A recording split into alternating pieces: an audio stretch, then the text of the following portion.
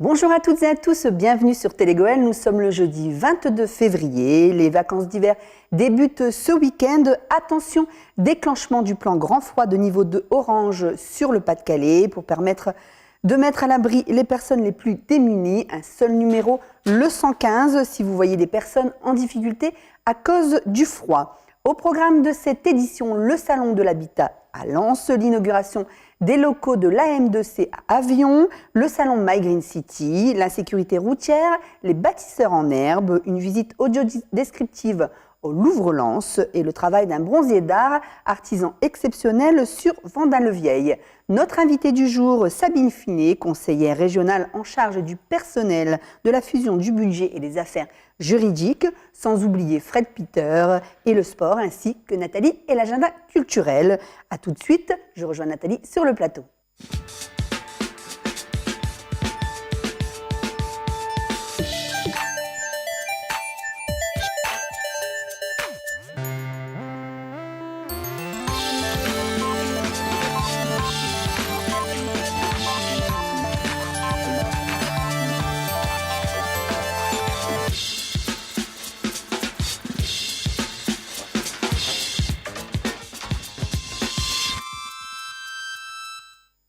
Bonjour Nathalie. Bonjour Valérie. Alors Nathalie, le salon de l'habitat a été un véritable succès.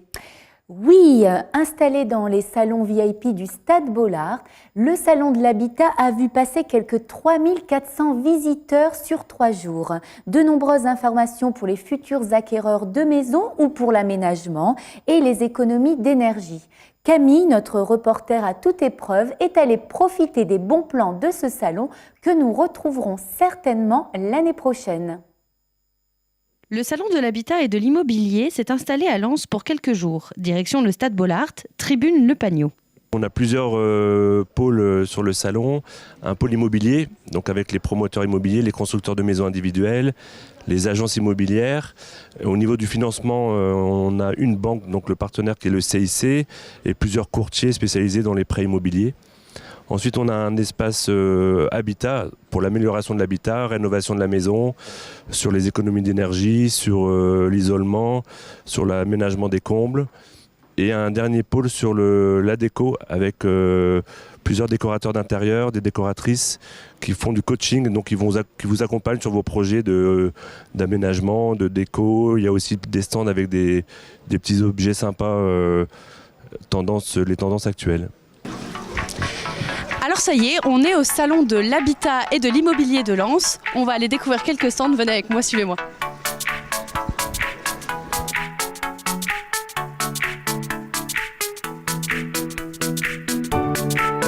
Bonjour Stéphane.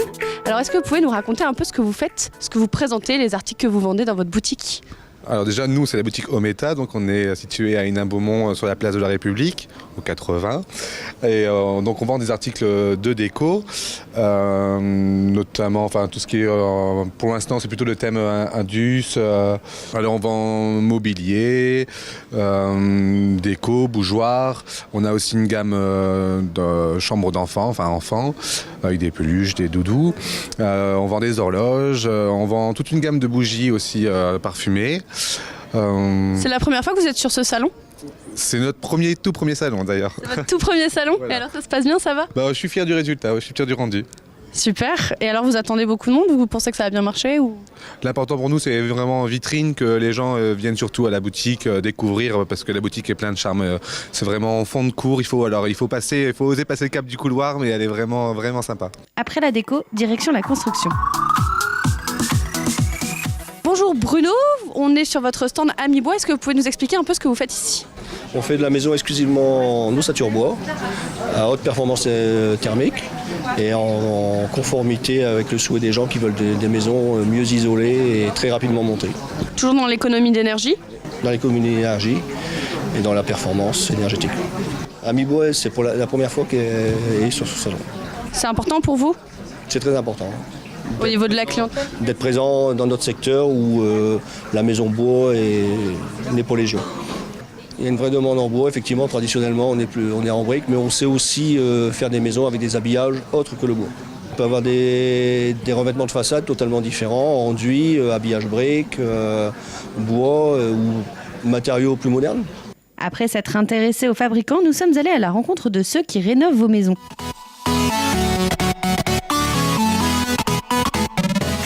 On retrouve Aline et Stéphanie sur le stand AFL Arras. Alors Stéphanie et Aline, bonjour. Bonjour.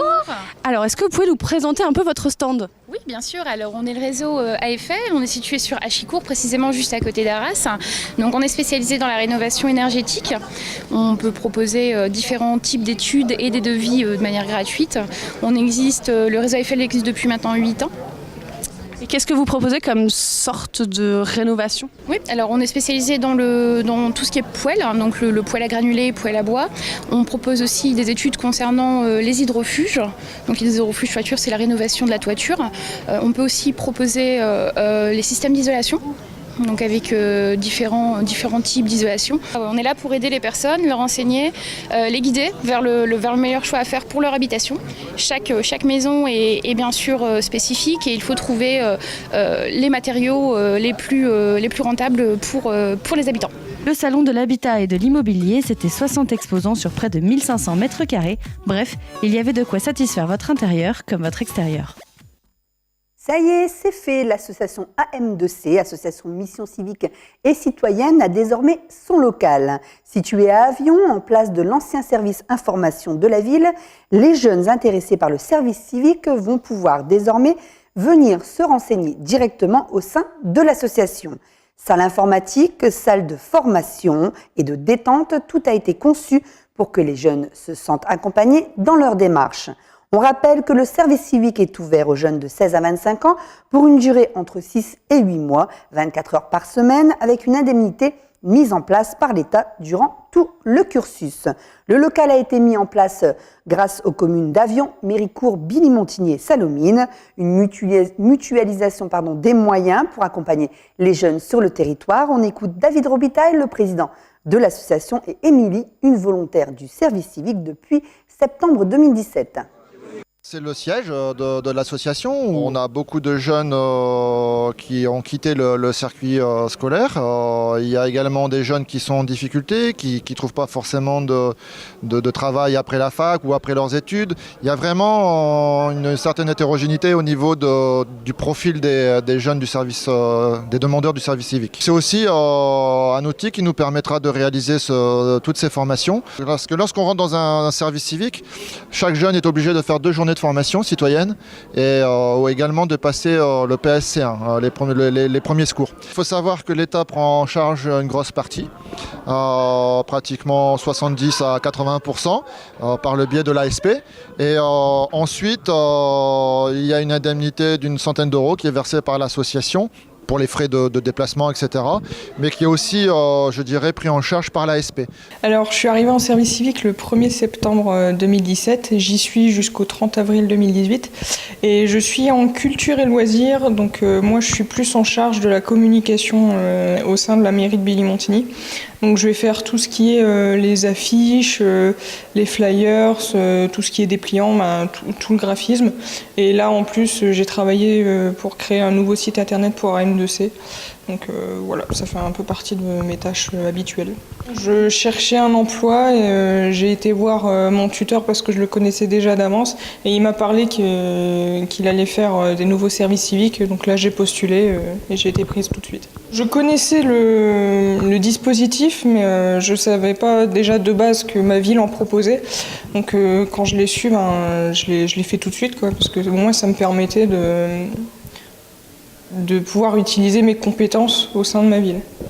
Si vous avez besoin d'un petit coup de pouce financier, venez faire un service civique. De toute façon, ça va vous apprendre beaucoup de choses et ça va vous mettre en relation avec beaucoup de personnes et ça, c'est vachement bien. Mardi dernier, l'agglomération de Lanciévin organisait son tout premier salon My Green City au stade couvert de Liévin. Un salon grandeur nature pour une ville plus verte et collaborative. L'innovation et la troisième révolution industrielle étaient au cœur de ce rendez-vous. Au programme, inauguration du salon, démonstration, échanges et dégustations. Ce sont plus de 80 exposants qui étaient répartis sur différentes zones, comme la Green City, la Green Bâtiment, la Green Smart and Tourisme ou encore autour de thèmes avec l'alimentation, la santé, le bien-être, l'économie circulaire ou la formation. On écoute Jean-François Caron, vice-président de l'agglomération, qui nous en dit un peu plus. My Green City, c'est un salon qui présente les solutions de ce qu'on appelle la troisième révolution industrielle, c'est-à-dire la connexion entre la mutation de l'énergie, la transition énergétique, les énergies renouvelables, l'économie d'énergie, et le numérique, c'est-à-dire l'intelligence artificielle, les objets connectés. Et c'est l'articulation de ces deux dimensions-là qui fait qu'on est à l'aube d'une nouvelle ère économique, une mutation industrielle. Ce salon, il rassemble les solutions et en fait chaque visiteur, c'est pas on se balade entre des stands, c'est chaque visiteur bénéficie d'une visite, quasiment une démonstration. Donc on s'inscrit avant et par exemple on nous fait un parcours de démonstration sur par exemple la question de l'énergie renouvelable dans la ville. On va vous présenter des solutions sur l'éolien, sur le solaire, la géothermie, etc. Voilà, donc c'est une première européenne sur cette thématique-là, et dans son concept, c'est un nouveau type de salon. C'est pas des stands à papier glacé, c'est des démonstrations pratiques. Il y a plus de 650 démonstrations dans la journée.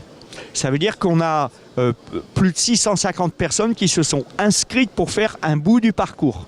Pas forcément tout, mais un bout du parcours. Donc pour nous, c'est un grand succès, surtout qu'on n'est pas à Lille.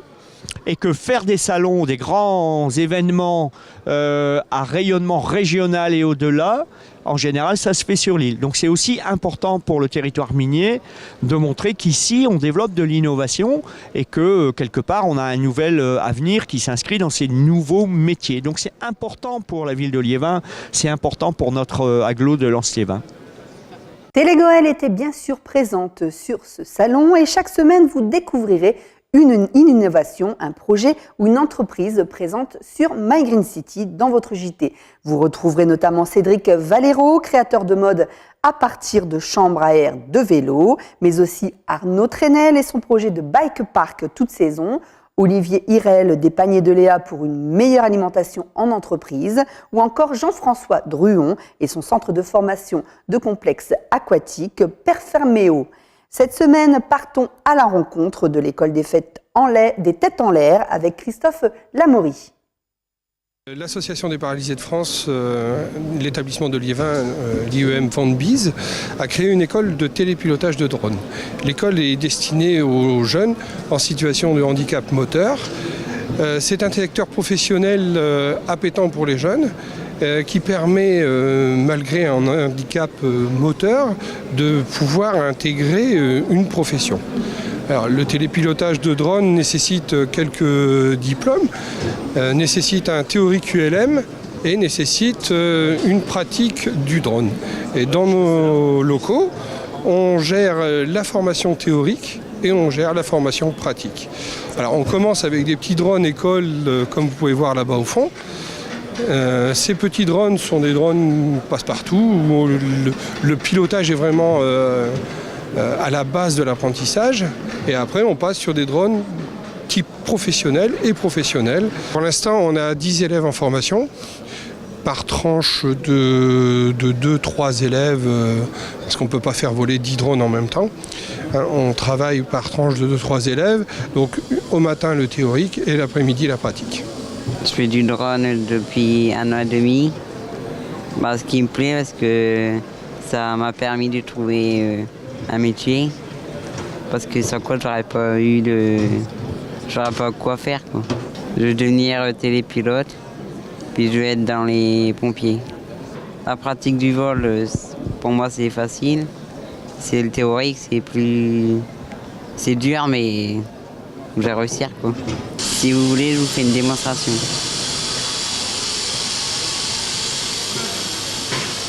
Voilà, il vient de faire une prise de vue latérale de la maison. Alors on peut faire de l'inspection de toiture, l'inspection de gouttière, ça évite de faire le montage d'échafaudage, ça évite beaucoup de choses de drone. Et c'est pour ça que c'est très utilisé dans les diagnostics techniques pour les entreprises du bâtiment. Fabien Sundry, préfet du Pas-de-Calais, et André Flageolet, président de l'association des maires et des présidents d'intercommunalités du Pas-de-Calais ont signé lundi dernier une charte de partenariat qui placera les collectivités au cœur du dispositif de lutte contre l'insécurité routière, notamment par le développement de plans d'action. On écoute tout de suite le préfet et le président des maires au micro de David Loriot. Je viens effectivement de signer avec le président de l'association des maires du Pas-de-Calais, M. André Flageolet, une convention qui formalise, précise une coopération entre les services de l'État et l'association des maires du Pas-de-Calais pour mieux lutter ensemble contre l'insécurité routière. Donc cette convention décrit un certain nombre d'actions que nous mènerons en commun à destination des élus, des maires du département pour ensemble agir dans ce domaine. Cette convention, elle a le mérite de mettre en lumière un ensemble d'activités un peu dispersées que nous avons en connaissance lacunaire et non pas en connaissance globale. Autrement dit, c'est un effort d'efficacité, de lisibilité et de sensibilisation dans un partenariat État-collectivité territoriale qui parfois est critiqué, mais qui ici a au moins l'avantage d'exister et d'être opérationnel. Cette convention, c'est un cadre qui prévoit des échanges d'informations réguliers entre l'État, les services de police et de gendarmerie et les communes, qui prévoit également des actions de formation des élus, des collectivités, des fonctionnaires territoriaux, qui prévoit aussi que l'État sera attentif au financement des actions menées par les collectivités, tant en matière de formation, de sensibilisation, de promotion. Bref, un ensemble d'actions en commun pour une mobilisation plus forte en faveur de la sécurité routière dans le Pas-de-Calais. Alors je crois que surtout pour les maires, il y a une forme d'éclairage sur ce que sont leurs droits, mais aussi leurs devoirs. Et j'ajouterai leurs pouvoirs. Droit, devoir, pouvoir. Le pouvoir d'intervenir, d'interpeller, de réaliser un certain nombre d'opérations de sécurisation qui vont de la vie quotidienne, comme par exemple voisins vigilants, la communication vers les écoles, etc., mais qui vont aussi vers la sanction, parce qu'il y a lieu de sanctionner lorsque les limites sont dépassées. Et je crois qu'on vient conforter les maires dans cette volonté, les maires et présidents d'intercommunalité, puisqu'aujourd'hui il y a des transferts de compétences qui existent, les maires et présidents d'intercommunalité, on vient les conforter dans cette obligation de résultat que nous avons en matière de sécurité. Les maires ont déjà des responsabilités importantes dans ce domaine, des responsabilités de réglementation sur la voirie, sur lesquelles ils ont autorité, notamment dans la traversée des villages, des communes, des agglomérations. Mais les maires également ont des responsabilités parce qu'ils mènent des opérations d'aménagement, ils réalisent des investissements. Et dans ce domaine, il est important que les questions de sécurité routière soient bien présentes. Et à travers cette convention, l'association des maires s'engage à ce que les élus soient attentifs à ces questions. Mais je n'ai pas d'inquiétude s'agissant du Pas-de-Calais. Je crois que les maires sont tout à fait conscients de leur responsabilité dans ce domaine. Et beaucoup de progrès sont régulièrement faits sur les conditions de sécurité dans la traversée des villages, des bourgs, des agglomérations. En conclusion, simplement, nous avons l'impression d'être utiles à ce qui se passe au niveau national parce que, effectivement, malgré les résultats positifs depuis des années, il y a lieu de remettre le métier sur l'ouvrage. Le Centre culturel et social Jules Grard de Liévin a mis en place une session activité pour petits et grands intitulée Les bâtisseurs en herbe. Un lieu où enfants et adolescents peuvent se retrouver autour de jeux en construction. Si vous souhaitez participer, le prochain atelier aura lieu le 23 mars à partir de 15h30. Rendez-vous sur la page Facebook CCS Grard. Un reportage signé David Loriot et Camille Tombré. Direction le centre culturel et social Jules Grard de Liévin, où des bâtisseurs en herbe se sont essayés à la construction. C'est un projet à destination des parents et des enfants qui a été mis en place pour la première fois en décembre. Donc là, c'est la deuxième action que nous lançons là aujourd'hui. Et nous allons essayer de le faire au moins une fois par mois. Donc en fait, c'est vraiment un échange entre parents et enfants basé sur les jeux de construction du style Capla, Lego, plus et Mécano. Donc c'est vraiment une ambiance familiale et sympathique. Une ambiance familiale où les plus petits découvrent et où les plus grands retombent en enfance. On aimerait bien faire ressortir les enfants de leur quotidien aussi. Donc le quotidien, comme on le sait bien maintenant dans la société actuelle, c'est beaucoup multimédia, jeux vidéo, Facebook, Internet. Donc là, c'est vraiment l'occasion peut-être de proposer des activités et des ateliers que les enfants n'ont pas l'habitude justement de réaliser. Donc voilà, on sait qu'il y a des parents, par rapport aux anciens bâtisseurs qui ont été réalisés en décembre, ont acheté des jeux justement qu'ils ont testés ici. Et voilà, on a tout le temps eu un très bon retour des parents. Les incontournables Lego, Duplo, Mécano, mais aussi des jeux en bois qui stimulent l'imaginaire, aiguisent la logique et développent aussi la motricité. Les jeux construction, c'est aussi pour pouvoir pouvoir faire preuve de créativité, d'utiliser l'imaginaire, que ce soit des parents et des enfants. Donc c'est vraiment d'apporter quelque chose de nouveau et quelque chose que les enfants n'ont pas l'habitude de réaliser à la maison. Une sortie en famille qui plonge petits et grands dans un univers ludique et pédagogique. Découvrir les œuvres du Louvre-Lens aux malvoyants, mais aussi aux accompagnants voyants à l'aide de bandeaux sur les yeux, telle était la mission d'Alix Levasseur, médiatrice plasticienne, ce dimanche. Privée de la vue, elle réveille les autres sens en découvrant des œuvres tout en s'aidant de supports sonores, olfactifs et tactiles. Nous allons commencer une visite audio-descriptive ici au Louvre-Lens. Nous avons l'habitude de présenter ces visites audio-descriptives plutôt dans des journées d'événements, comme par exemple la journée mondiale du braille. Ici, on va commencer à les proposer une fois par mois, avec en alternance des visites en LSF, donc en langue des signes. Donc la prochaine sera en langue des signes. Après, nous aurons le 15 avril, il me semble, la visite audio-descriptive pour la partie heure italienne dans le pavillon de verre. Alors ces visites audio-descriptives sont plutôt destinées aux personnes en déficience visuelle, donc malvoyants ou non-voyants, mais aussi ouvertes à tous, puisque ça permet aussi une expérience sensorielle complètement différente que l'expérience que l'on peut avoir dans un musée quand on va voir contempler une œuvre d'art. Là, franchement, je voyais pas le sarcophage comme ça, en fait. Moi, je le voyais beaucoup plus grand, plus volumineux, en fait, disons.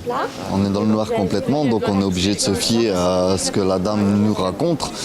Et dans notre tête, on est obligé de se faire un film, disons, pour nous faire tout ce qu'elle nous décrit, quoi. Alors cette visite audio-descriptive, comme le nom l'indique, on va vraiment travailler sur la description des œuvres, plutôt les détails.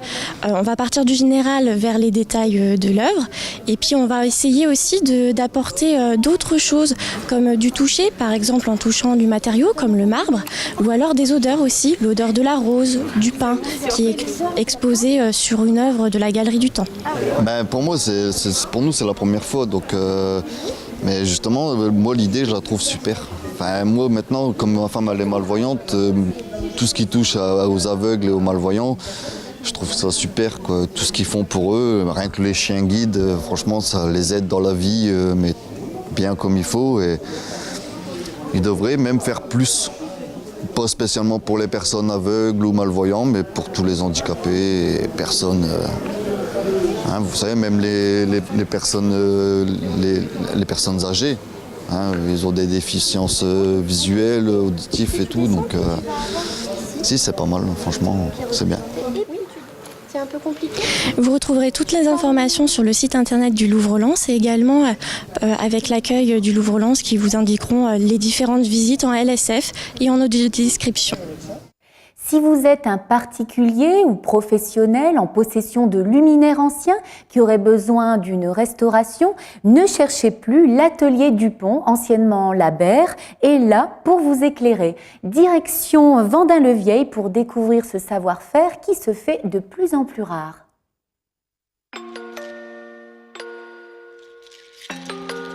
Ils sont une quinzaine en France à pratiquer ce métier d'art, restaurateur de luminaires. Du simple lustre issu d'un héritage familial au grand luminaire de château, l'atelier Dupont, anciennement La Berre, en a vu passer de toutes les sortes, comme l'explique son directeur. Alors moi, ma situation est très simple. J'ai fait des études de commerce pour, au départ, travailler avec mes parents dans le magasin qu'ils avaient créé à deux en 1952, à Dourges. Donc, j'ai commencé par vendre des luminaires, et puis à un moment, on s'est aperçu qu'on réparait de plus en plus de luminaires. On changeait les douilles, on changeait les fils, on les nettoyait, on faisait ce qu'on appelle du SAV. Et puis un jour, je me suis dit, mais plutôt que d'appeler ça du SAV, est-ce qu'on peut pas appeler ça de la restauration? C'est un peu plus noble. Et ça nous permettra peut-être d'ouvrir de nouveaux horizons. Et M. Labaer ne s'est pas trompé, la rareté du métier et la qualité de son travail l'ont rapidement fait connaître, surtout après avoir restauré les luminaires de l'Opéra de Lille. L'atelier de restauration Labaer de luminaires est maintenant au sein du groupe Rémy Garnier et plus particulièrement de l'entreprise Dupont, artisan d'art, fabricante de luminaires en bronze d'art de très haute qualité et de petits meubles également en bronze. Alors ça va de moins de 100 € pour un petit luminaire, ça peut aller à 40 000 € pour un énorme luminaire d'un opéra par exemple, avec le transport, le déplacement, le démontage, l'emballage, etc. Et on est obligé, sur des grosses pièces de ce type, de passer du temps également à faire du repérage. Ce n'est pas le tout de le démonter, un jour il faudra le remonter. Et pour ça, il peut compter sur son chef d'atelier, Jean-Paul, véritable passionné, qui met chaque jour son savoir-faire à disposition. Alors là, je suis en train de patiner les pièces en bronze qui ont été au préalable décapées dans des bains spéciaux. Et donc là, je remets une patine dessus pour dire de vieillir un peu la pièce, parce que quand la pièce est décapée, c'est trop neuf en fait. On lui redonne un petit côté ancien. Voilà, donc là, le principe, c'est de remplir les creux de patine et de laisser les parties saillantes un peu brillantes. Donc là, c'est une patine à l'ancienne. Mais on peut également faire redorer les lustres, on peut les faire réargenter, on a toute une gamme de patines qu'on peut faire choisir aux clients. Voilà. Au niveau de la formation, il n'y a pas de formation, il n'y a pas d'école pour apprendre à restaurer les luminaires. C'est Monsieur Novak qui m'a tout appris. Ce que j'envisage et ce que je nous souhaite à tous, c'est bien sûr très vite de pouvoir embaucher un jeune, le former. Alors il y aura bien sûr le problème lié à l'apprentissage, parce que notre métier n'existe pas dans les 230 métiers répertoriés métiers d'art. Il y a énormément de métiers rares, des métiers orphelins qui n'ont pas de filière et qui disparaîtront si rien n'est fait pour créer ne serait-ce qu'une école des métiers d'art, un centre d'apprentissage des métiers rares. Ancien élu à la Chambre de commerce et entre autres créateur du Salon des métiers d'art de Lens, on peut dire que cette école, M. Labaer, en rêve depuis des lustres. Autrefois appelée Nord-Pas-de-Calais, aujourd'hui appelée Hauts-de-France, la région change. Plus de départements, plus d'habitants. Sabine Finet, conseillère régionale et maire adjointe à la ville de Noyelles-sous-Lens, vient nous expliquer le rôle du conseil régional, les aides mises en place par celle-ci pour aider les populations et comment les obtenir. On accueille tout de suite Madame Finet sur le plateau de Télégoël.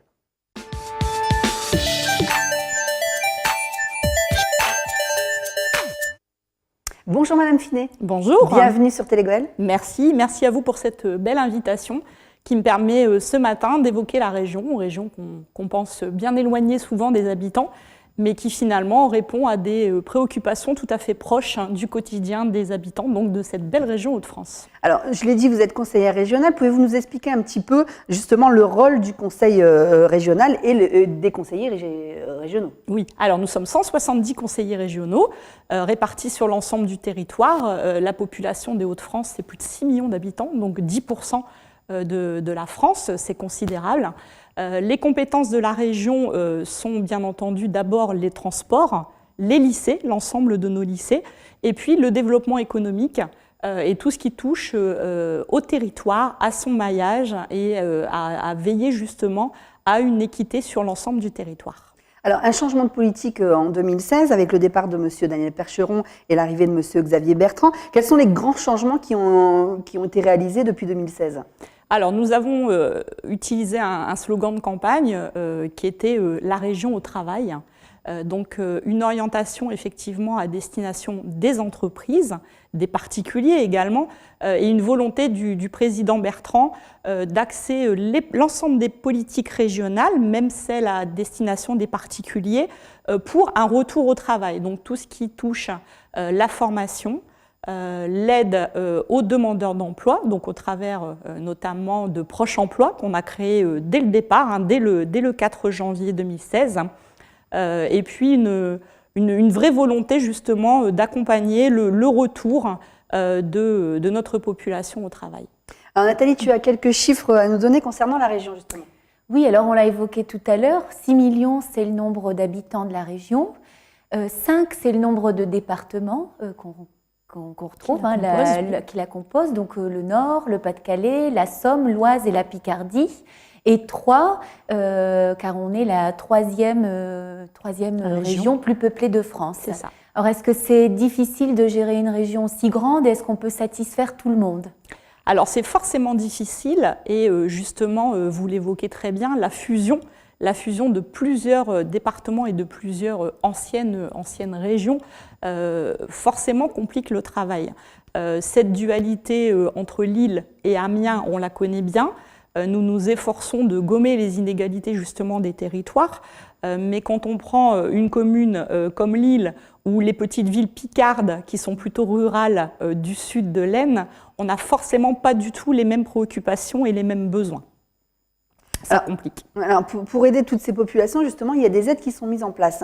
On va parler d'aide au permis de conduire, d'aide au transport, d'aide à la garde d'enfants, d'aide à l'apprentissage, la bourse Mermoz, le chéquier Starter. Est-ce qu'il y a des priorités pour la région et quelles sont les aides qui remportent le plus grand succès? Alors, nous avons été très très surpris par le nombre de demandes en termes d'aide au transport. 20 € par mois, effectivement, ça représente une somme énorme pour la région, mais finalement, on peut trouver que c'est une petite somme.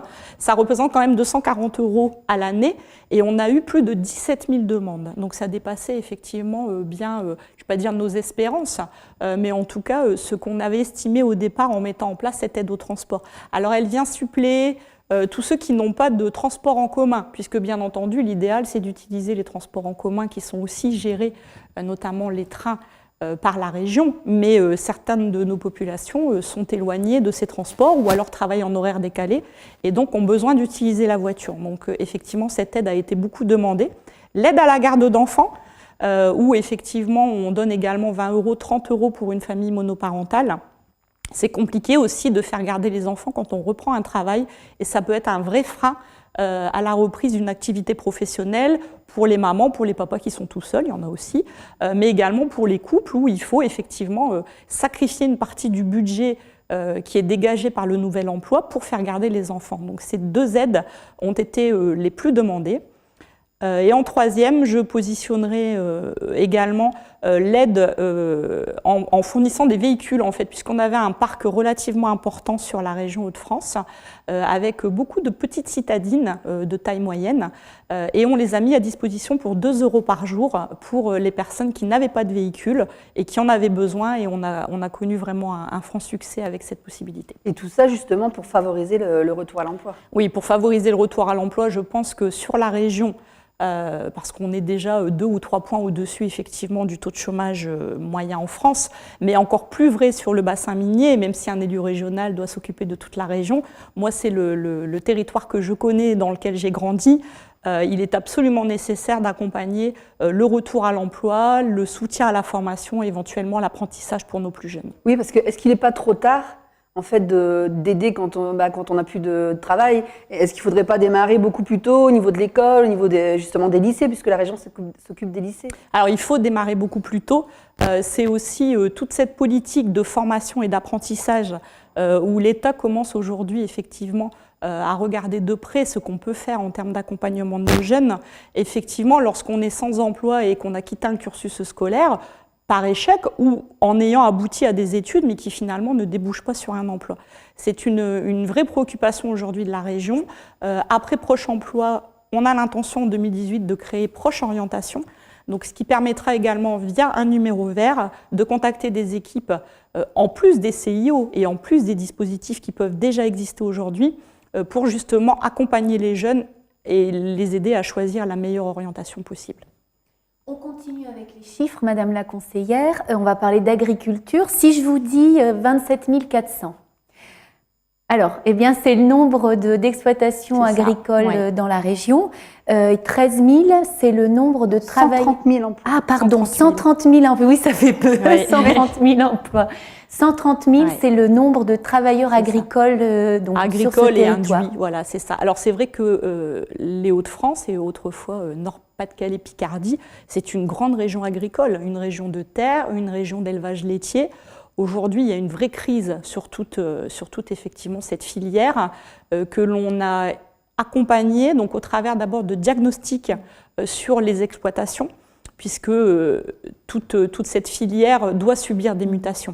Alors, pas forcément 100% de mutations vers le bio, même si effectivement c'est peut-être l'avenir, en tout cas ce à quoi s'attend la population qui mange local. Mais c'est une vraie préoccupation de la région d'essayer, au travers notamment des marchés publics, de permettre d'utiliser ce qui est fabriqué, ce qui pousse dans nos champs, localement, en tout cas dans nos lycées, dans nos cantines, dans l'hôtel de région, et d'essayer de le favoriser à chaque fois que c'est possible. Aller donc vers les circuits courts et le bio et le développement durable. Oui, le développement durable, les circuits courts, effectivement, c'est un peu ridicule d'aller chercher des vaches laitières en Auvergne alors qu'on en a chez nous. Souvent, c'est une question de coût, de regroupement aussi, parce que effectivement, des petites exploitations qui fabriquent des milliers de yaourts ne peuvent pas acheminer nos lycées, mais par contre, s'ils se montent en groupement, et c'est un peu la volonté d'accompagnement de la région, ils peuvent desservir des grands établissements en se groupant et en ayant des produits vendus au meilleur prix. On a beaucoup parlé de la crise laitière. Effectivement, c'est impensable de penser que les agriculteurs aujourd'hui en viennent à cesser leurs exploitations ou à vivre effectivement de profondes dépressions, voire des suicides, parce que leurs exploitations ne leur permettent plus de nourrir leur famille.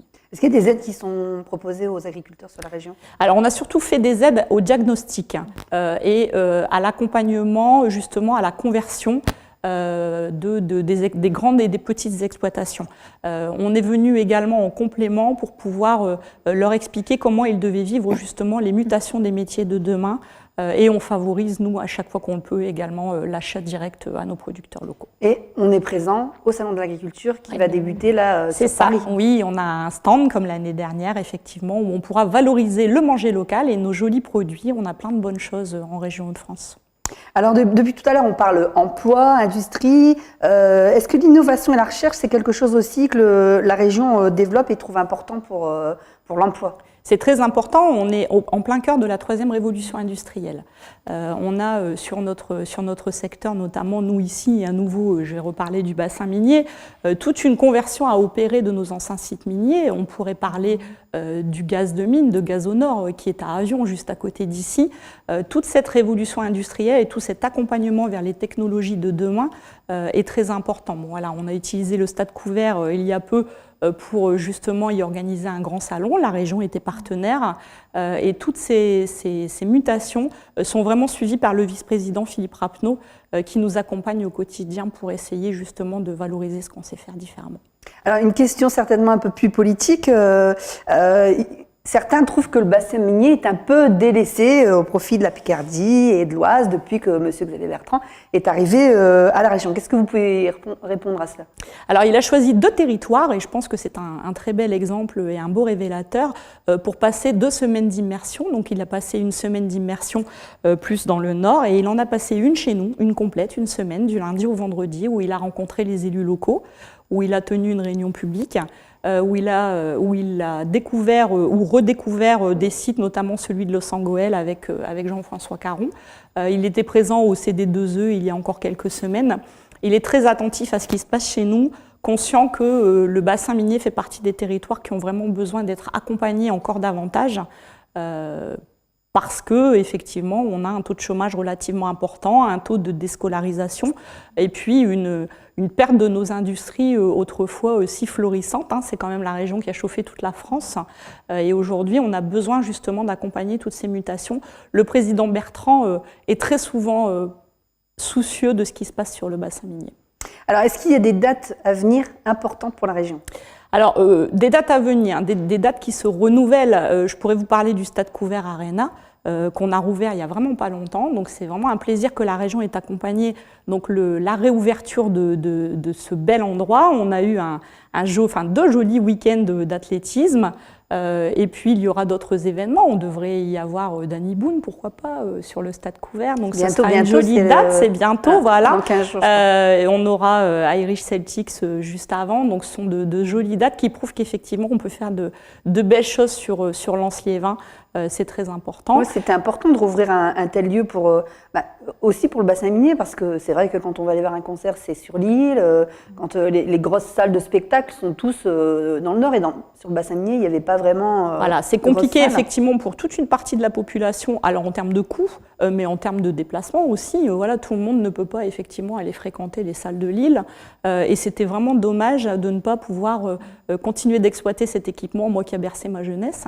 Et on est ravis justement de pouvoir à nouveau avoir une programmation à la fois sportive mais aussi culturelle sur ce bel endroit. Il y en a d'autres, il y a d'autres jolies salles mais un peu plus modestes, on dira, sur notre territoire.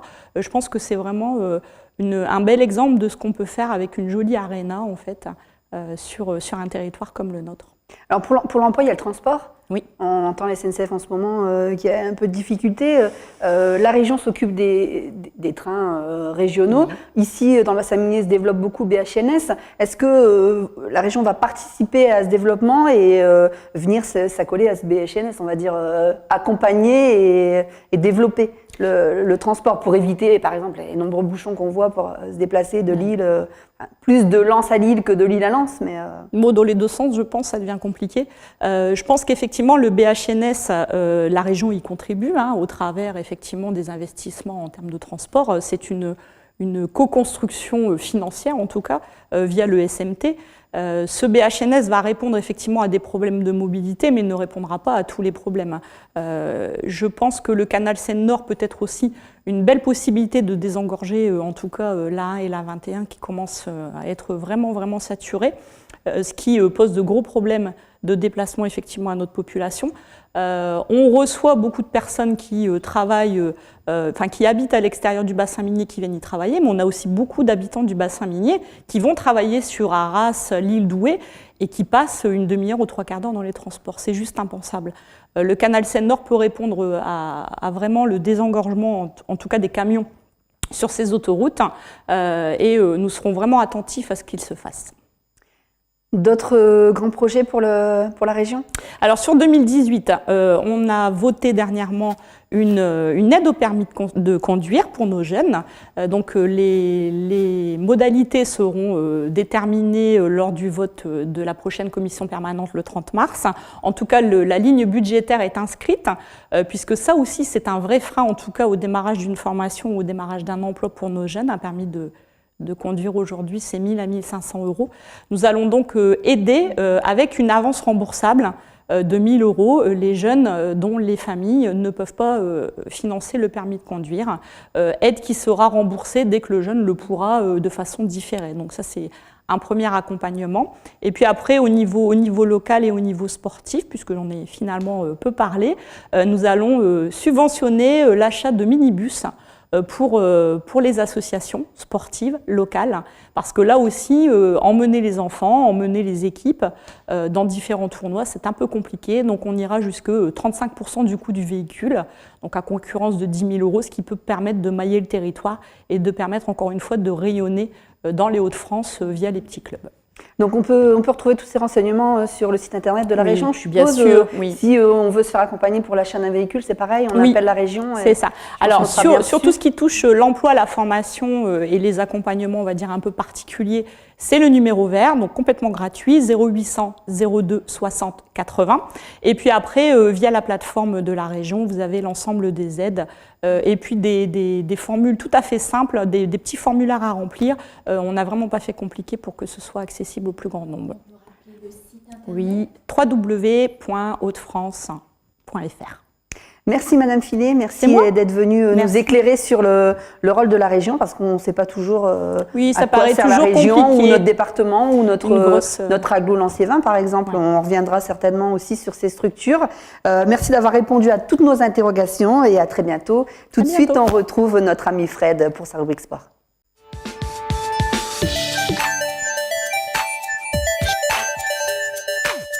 Bonjour Fred. Bonjour Valérie, bonjour Nathalie. Bonjour Fred. Alors le Racing Club de Lens s'éloigne de la zone rouge. Et c'était un véritable match à 6 points pour les joueurs d'Éric Sicora lundi soir. Ils se sont imposés 2-1 à l'extérieur contre Quevilly-Rouen, autre candidat au maintien. Cette victoire obtenue dans les dernières secondes permet au Racing Club de Lens de prendre 8 points d'avance sur la zone de relégation qui est gardée par Quevilly-Rouen et Tours, on le rappelle. Cependant, il reste encore beaucoup de travail et Éric Sicora le sait, comme ce match a joué vendredi contre Clermont à Bollaert. L'entraîneur artésien s'est exprimé hier devant la presse et devant le micro de Télégoël. Cette victoire, elle nous fait un bien énorme au niveau du classement. Au-delà des places gagnées, mais on met Bourg-en-Bresse à 7 points, Quevilly à 8 et un goal average qui est positif. Donc il fallait vraiment gagner ce match-là ou tout au moins ne pas perdre pour rester au niveau des écarts de points identiques. Après, sur la deuxième mi-temps, effectivement, qu'il y a une réaction. On marque peut-être à la 93e, mais on fait aussi des changements pour mettre des attaquants, pour apporter de la vitesse. Donc on est allé jusqu'au bout et ça a payé. Donc ça montre aussi que le groupe, au niveau mental, il lâche pas. Parce que Valenciennes, on égalise à la 92e. Là, on égalise à la 94e ou 93e sur un coup de pied arrêté qui, pour une fois, est bien frappé. Et on met la détermination pour aller au bout et la mettre au fond. Donc ça, c'est aussi important de pouvoir gagner des matchs sur coup de pied arrêté. Et on a une équipe qui est en action, qui se met...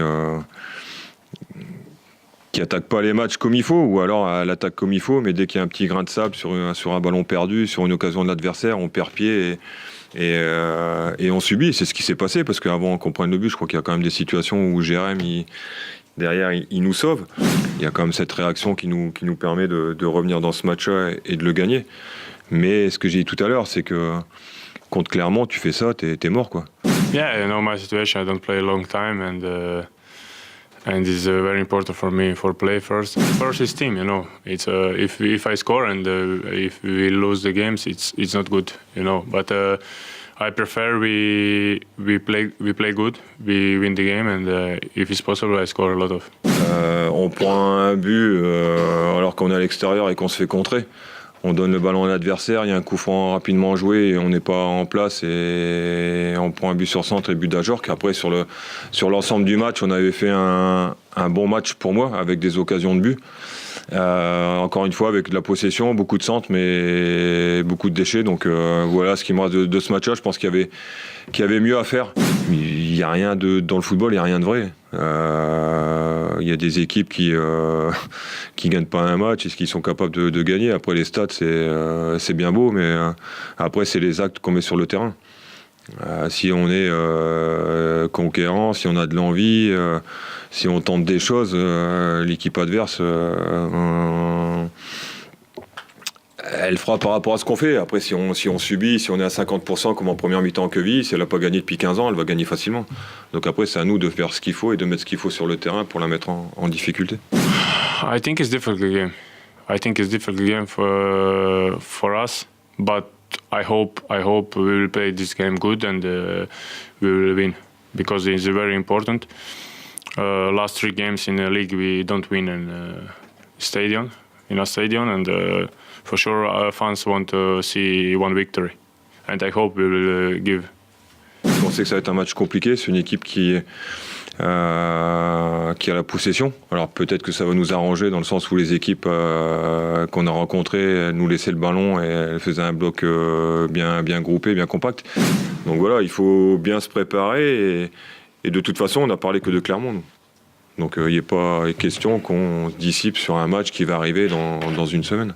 Enfin, une victoire pour la réserve lensoise, Fred. On l'attendait depuis très longtemps, cette victoire du côté de la Gaillette. Samedi, les jeunes pousses du Racing Club de Lens ont disposé 4-2 de Viry-Châtillon au stade François Blain-d'Avion, grâce à 2 doublés de Guillaume Beguin et de Bilal Bari. Les coéquipiers de Mounir Chouillard mettent fin à une terrible série de 8 matchs sans victoire. Néanmoins, au classement, Lens reste dernier de son championnat, à 3 points du premier non relégable Poissy. Ce week-end, la réserve de Lens s'en va défier Fleury-Mérogis en région parisienne. Alors, c'est pas le cas à la météo, on n'a pas d'orage, mais un coup de tonnerre en basket à Lille. Et toutes les bonnes choses ont une fin. On vous parle depuis le début de cette saison de la très belle série du basket club liévinois qui domine son championnat de National 3. Et bien ce week-end, les Liévinois ont perdu leur premier match de la saison chez la réserve de Lille sur le score de 76-62. Liévin voit son compteur de victoire bloqué à 16, mais reste leader de son championnat avec 5 points d'avance sur Cambrai. Le prochain match du BCL est prévu pour le 3 mars à la Halle Bézilier contre l'Anversar. Une défaite et 16 victoires, ils n'ont pas à rougir, hein, les basketteurs. C'est quand même un beau bilan, surtout à ce stade de la saison.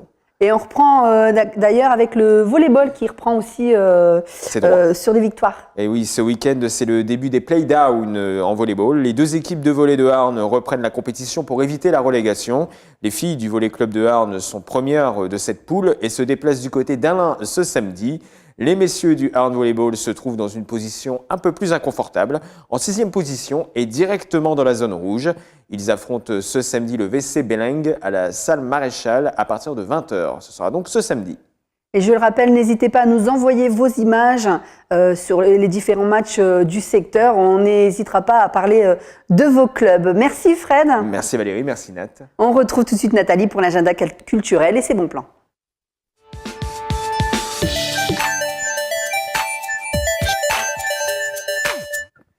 Nathalie, on débute cet agenda en musique. Oui, la médiathèque Robert Cousin de Lens accueille Mehdi Cayenne, un jeune chanteur qui nous vient du Canada et qui monte. Il a fait les premières parties de grands artistes américains. On l'a vu à côté de Francis Cabrel et Grand Corps Malade aux Voix du Sud. Et il sera ce jeudi 22 février à 20h, rien que pour vous à Lens. Au programme, une jolie proposition, refaire le monde pour guérir. La suite, ça se passe au Centre Arc-en-Ciel de Liévin. L'Arc-en-Ciel de Liévin vous propose vendredi 23 février à 18h30 le spectacle Babil par la compagnie L'Embellie. À cette occasion, vous retrouverez Tohu et Bohu qui vous raconteront l'histoire des belles balloniens. Alors, les belles balloniens, vous ne savez pas ce que c'est, soyez curieux et allez donc découvrir quels sont ces drôles de personnages à l'Arc-en-Ciel de Liévin. Si on mélange les deux, théâtre et musique, on obtient quoi, Nathalie ? Eh bien, on obtient le samedi 24 février à 20h30 Costa le Rouge qui s'invite à l'espace Ronnie Cooter de Grenay, une co-réalisation avec Culture Commune Scène Nationale qui vous est proposée par la compagnie Dans l'Arbre pour une jolie histoire qui mêle l'intime et l'universel. La compagnie de l'Arbre qui a récolté lundi et mardi des objets de toutes sortes pour une visite de la Grenouillésie les 19 et 20 mai prochains. Un quartier inventé rassemblant les habitants de Grenay et de Los en Goël pour une réalisation détonnante à voir au mois de mai. Plus connue, elle est une vedette de l'humour sur la scène nationale. On l'a d'ailleurs vue dans de nombreuses émissions. Oui Valérie, révélation du Jamel Debbouze au Marrakech du Rire 2015, Nadia Rose sera présente au Centre culturel Jean Ferrat d'Avion le vendredi 23 février à 20h30 pour son spectacle dont l'intitulé résume bien votre soirée, Ça fait du bien. Plus sérieux, c'est au Louvre-Lens que vous allez rencontrer des œuvres d'art. Dans le cadre du cycle Aubin, la scène du Louvre-Lens propose une rencontre d'une œuvre le lundi 12 mars à 18h dédiée à Suzanne Aubin de Jacopo Robusti dit le Tintoret, une façon plus approfondie de comprendre une œuvre et de ne plus seulement les regarder. Sujet d'actualité surtout pour les plus jeunes, Nathalie, ce week-end, ce sont les vacances scolaires. Oui, et d'ailleurs, celle-ci s'invite à la gare Espace culturel et public de Méricourt. Du 26 février au 10 mars, un riche programme de loisirs culturels. Au programme, ateliers collage, spectacles, jeux vidéo, jeux de société. Avec par exemple le samedi 3 mars à 15h, vous pourrez assister à la représentation de Carnaval, Louise Bronx par le collectif Métallu à chahuter. Un moment unique qui enchantera petits et grands. On part dans le rêve également pour ce début de vacances. Oui, samedi 24 février à 18h à la salle René Houdard, rue des Marronniers à Lens, l'association Porte Mine, la compagnie Sable d'Avril et les étudiants de l'IUT de Lens vous invitent au songe avec un spectacle original qui vous fera voyager, intitulé Des rêves dans le sable. Les beaux jours reviennent, même si le froid est avec nous, Nathalie, et avec eux l'ouverture de nos parcs, et notamment celui du Parc des Cities à Vendin-le-Vieil. En effet, le Parc des Cities rouvre ses portes ce week-end de 13h à 17h pour satisfaire petits et grands, avec encore de nouvelles choses au programme. Un City Stade, de nouveaux jeux pour enfants de 3 à 10 ans, de nouveaux enclos pour certains et de nouvelles volières pour les faisans. Mais comme nous, les animaux sont restés au chaud pendant cette période hivernale, on écoute Nicolas Noisette, le responsable animalier du site, qui chouchoute chaque jour les nombreuses espèces du parc.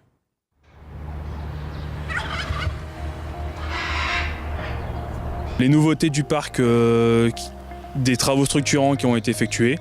Je parle pour le parc animalier, tout ce qui est plantation de l'enclos porc-épic, la construction des nouvelles volières faisans qui ont démarré pour pouvoir transférer nos faisans de l'ancienne volière et les mettre dans les sous-bois.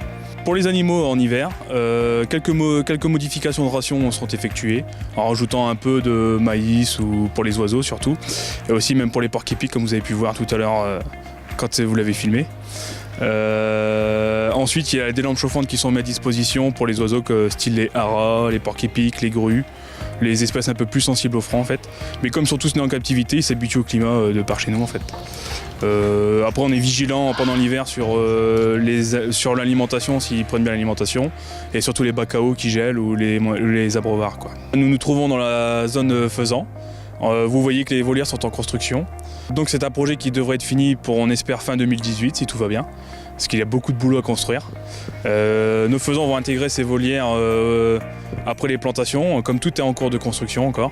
Et donc ici, vous verrez un cheminement à travers les volières, et vous verrez les faisans dans leur milieu naturel normalement.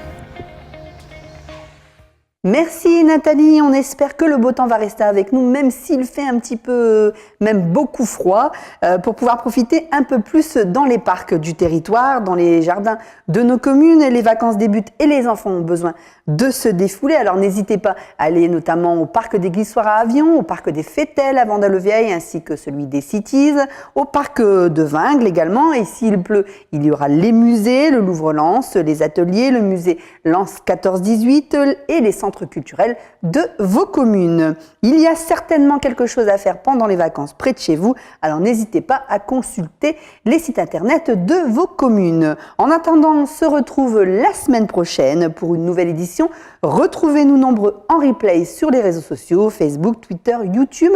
À bientôt sur Télégoël et bonnes vacances à ceux qui partent sur les pistes de ski et ceux qui restent, bien sûr. Dans les deux cas, restez connectés à Télégoël pour vos infos locales chaque jeudi à partir de 17h.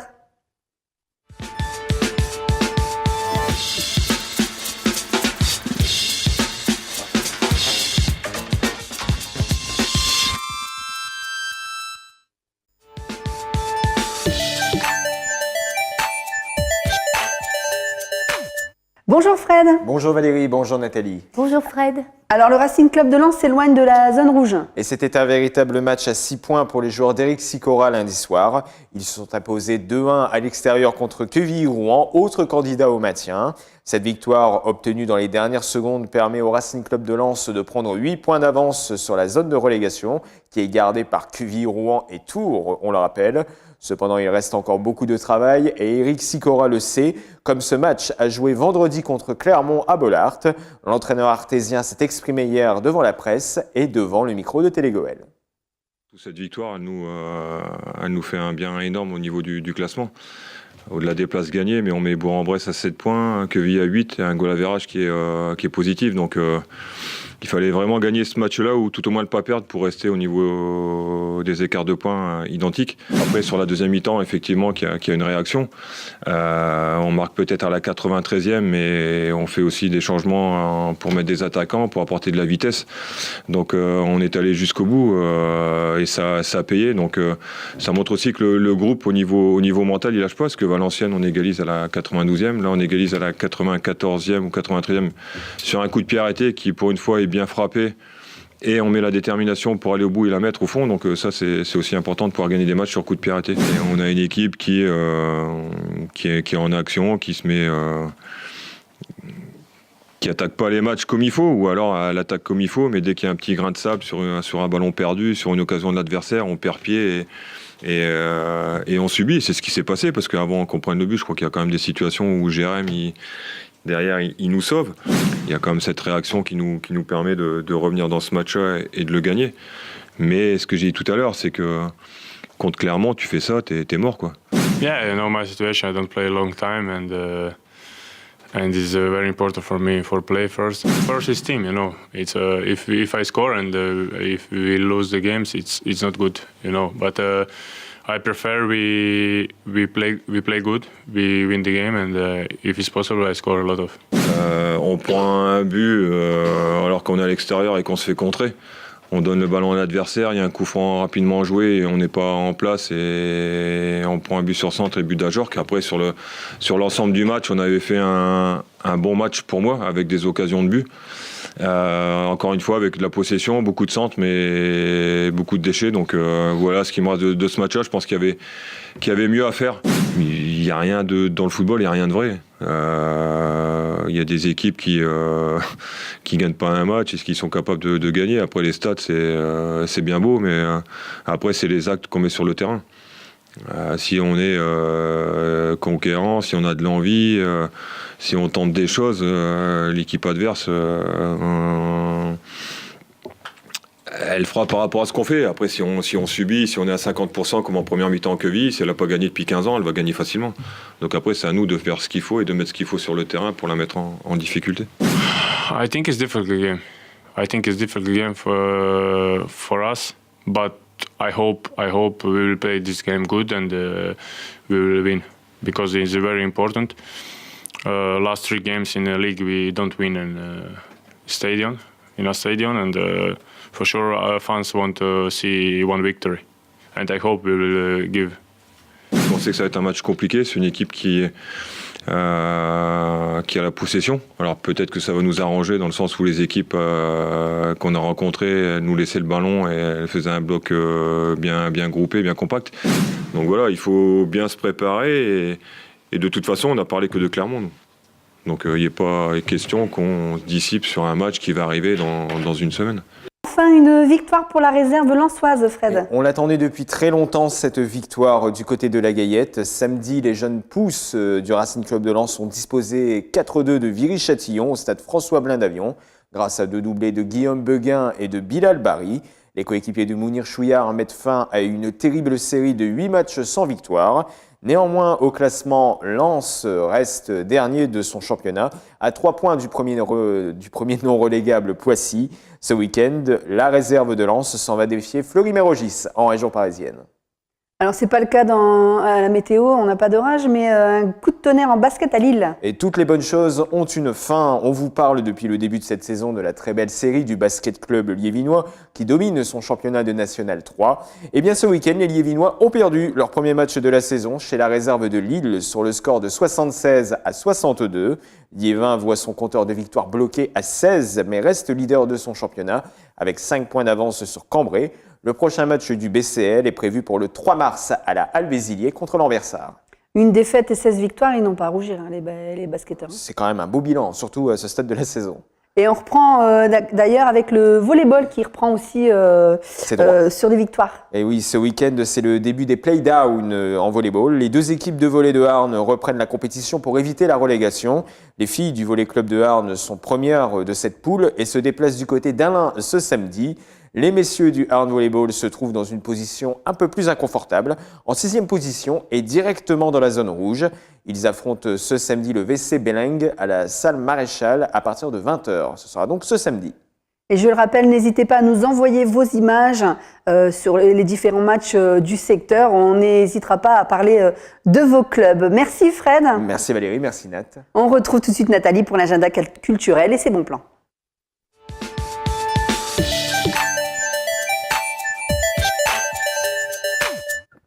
Nathalie, on débute cet agenda en musique. Oui, la médiathèque Robert Cousin de Lens accueille Mehdi Cayenne, un jeune chanteur qui nous vient du Canada et qui monte. Il a fait les premières parties de grands artistes américains. On l'a vu à côté de Francis Cabrel et Grand Corps Malade aux Voix du Sud. Et il sera ce jeudi 22 février à 20h, rien que pour vous à Lens. Au programme, une jolie proposition, refaire le monde pour guérir. La suite, ça se passe au Centre Arc-en-Ciel de Liévin. L'Arc-en-Ciel de Liévin vous propose vendredi 23 février à 18h30 le spectacle Babil par la compagnie L'Embellie. À cette occasion, vous retrouverez Tohu et Bohu qui vous raconteront l'histoire des belles balloniens. Alors, les belles balloniens, vous ne savez pas ce que c'est, soyez curieux et allez donc découvrir quels sont ces drôles de personnages à l'Arc-en-Ciel de Liévin. Si on mélange les deux, théâtre et musique, on obtient quoi, Nathalie ? Eh bien, on obtient le samedi 24 février à 20h30 Costa le Rouge qui s'invite à l'espace Ronnie Cooter de Grenay, une co-réalisation avec Culture Commune Scène Nationale qui vous est proposée par la compagnie Dans l'Arbre pour une jolie histoire qui mêle l'intime et l'universel. La compagnie de l'Arbre qui a récolté lundi et mardi des objets de toutes sortes pour une visite de la Grenouillésie les 19 et 20 mai prochains. Un quartier inventé rassemblant les habitants de Grenay et de Los en Goël pour une réalisation détonnante à voir au mois de mai. Plus connue, elle est une vedette de l'humour sur la scène nationale. On l'a d'ailleurs vue dans de nombreuses émissions. Oui Valérie, révélation du Jamel Debbouze au Marrakech du Rire 2015, Nadia Rose sera présente au Centre culturel Jean Ferrat d'Avion le vendredi 23 février à 20h30 pour son spectacle dont l'intitulé résume bien votre soirée, Ça fait du bien. Plus sérieux, c'est au Louvre-Lens que vous allez rencontrer des œuvres d'art. Dans le cadre du cycle Aubin, la scène du Louvre-Lens propose une rencontre d'une œuvre le lundi 12 mars à 18h dédiée à Suzanne Aubin de Jacopo Robusti dit le Tintoret, une façon plus approfondie de comprendre une œuvre et de ne plus seulement les regarder. Sujet d'actualité surtout pour les plus jeunes, Nathalie, ce week-end, ce sont les vacances scolaires. Oui, et d'ailleurs, celle-ci s'invite à la gare Espace culturel et public de Méricourt. Du 26 février au 10 mars, un riche programme de loisirs culturels. Au programme, ateliers collage, spectacles, jeux vidéo, jeux de société. Avec par exemple le samedi 3 mars à 15h, vous pourrez assister à la représentation de Carnaval, Louise Bronx par le collectif Métallu à chahuter. Un moment unique qui enchantera petits et grands. On part dans le rêve également pour ce début de vacances. Oui, samedi 24 février à 18h à la salle René Houdard, rue des Marronniers à Lens, l'association Porte-Mine, la compagnie Sable d'Avril et les étudiants de l'IUT de Lens vous invitent au songe avec un spectacle original qui vous fera voyager, intitulé Des rêves dans le sable. Les beaux jours reviennent, même si le froid est avec nous, Nathalie, et avec eux l'ouverture de nos parcs, et notamment celui du Parc des Cities à Vendin-le-Vieil.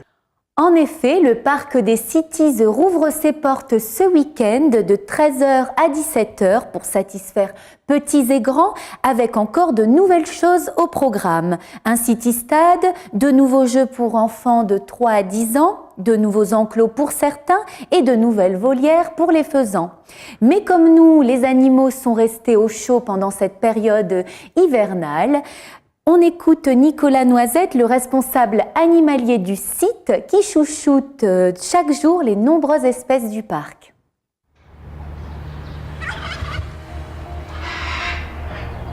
Les nouveautés du parc, des travaux structurants qui ont été effectués, Je parle pour le parc animalier, tout ce qui est plantation de l'enclos porc épic, la construction des nouvelles volières faisans qui ont démarré pour pouvoir transférer nos faisans de l'ancienne volière, les mettre dans les sous-bois. Pour les animaux en hiver, quelques modifications de rations seront effectuées en rajoutant un peu de maïs ou pour les oiseaux surtout, et aussi même pour les porcs épics comme vous avez pu voir tout à l'heure quand vous l'avez filmé. Ensuite, il y a des lampes chauffantes qui sont mises à disposition pour les oiseaux style les haras, les porcs épics, les grues, les espèces un peu plus sensibles au froid en fait. Mais comme sont tous nés en captivité, ils s'habituent au climat de par chez nous en fait. Après, on est vigilant pendant l'hiver sur l'alimentation, s'ils prennent bien l'alimentation, et surtout les bacs à eau qui gèlent ou les abreuvoirs, quoi. Nous nous trouvons dans la zone faisan. Vous voyez que les volières sont en construction. Donc c'est un projet qui devrait être fini pour, on espère, fin 2018 si tout va bien, parce qu'il y a beaucoup de boulot à construire. Nos faisans vont intégrer ces volières après les plantations, comme tout est en cours de construction encore. Et donc ici, vous verrez un cheminement à travers les volières, et vous verrez les faisans dans leur milieu naturel normalement. Merci Nathalie, on espère que le beau temps va rester avec nous, même s'il fait un petit peu, même beaucoup froid, pour pouvoir profiter un peu plus dans les parcs du territoire, dans les jardins de nos communes. Les vacances débutent et les enfants ont besoin de se défouler. Alors n'hésitez pas à aller notamment au parc des Glissoires à Avion, au parc des Fételles à Vandaleux-Vieille, ainsi que celui des Cities, au parc de Vingles également. Et s'il pleut, il y aura les musées, le Louvre-Lens, les ateliers, le musée Lens 14-18 et les centres culturels de vos communes. Il y a certainement quelque chose à faire pendant les vacances près de chez vous, alors n'hésitez pas à consulter les sites internet de vos communes. En attendant, on se retrouve la semaine prochaine pour une nouvelle édition. Retrouvez-nous nombreux en replay sur les réseaux sociaux, Facebook, Twitter, YouTube. À bientôt sur Télégoël et bonnes vacances à ceux qui partent sur les pistes de ski et ceux qui restent, bien sûr. Dans les deux cas, restez connectés à Télégoël pour vos infos locales chaque jeudi à partir de 17h.